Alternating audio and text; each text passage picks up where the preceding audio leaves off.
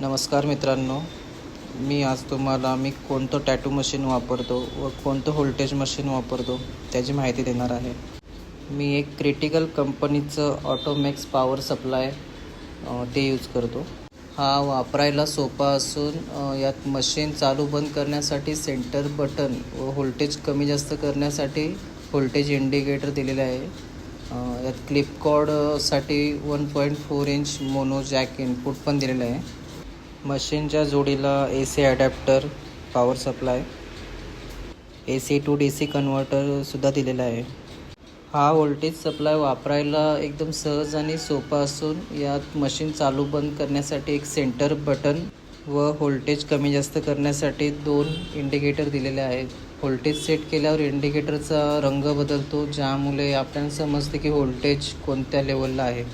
या सप्लायमध्ये 0 ते 17 voltage DC voltage range दिलेली आहे आणि ते आपल्याला पाहिजे ती आपण सेट करू शकतो. साईज छोटी असल्यामुळे क्लीन करायला एकदम सोपं व क्लीन रॅपिंग करायला पण इझिली पडतं.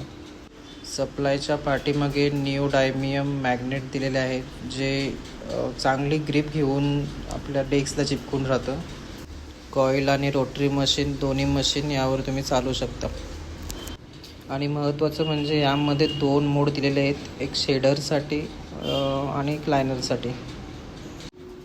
आणि ही जी मशीन आहे ज्यामध्ये मी सगळ्यात जास्त टॅटू काढलेले आहेत, गेल्या 5 वर्षापासून मी ही रोटरी वापरतो आहे. ही एक डॅशलँड कंपनीची सायलेंट रोटरी मशीन आहे. कलर पॅकिंग आणि शेडिंग यामध्ये दोन्ही वर्क एकाच मशीनने होतात. मशीन सायलेंट असल्याने तिचा आवाज नॉईज एकदम कमी आहे आणि लाईट वेट मशीन आहे. हँडलिंगला एकदम सोपं पडतं. या एका मशीनने मी लॉंग निडल आणि कार्ट्रिज निडल हे दोन्ही निडल यामध्ये यूज, एक ॲडजस्टेबल ग्रीप वापरून याच्यामध्ये कार्ट्रिज निडल मी इझिली यूज करतो. मी गेल्या 5 वर्षापासून हा सेटअप वापरतो आहे. मशीनमध्ये या 5 वर्षांमध्ये तरी कोणतं प्रॉब्लेम आलेलं नाही आहे.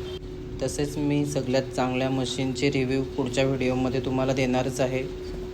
तर अशाच नवीन व्हिडिओसाठी तुम्ही व्हिडिओला लाईक आणि सबस्क्राईब करायला विसरू नका.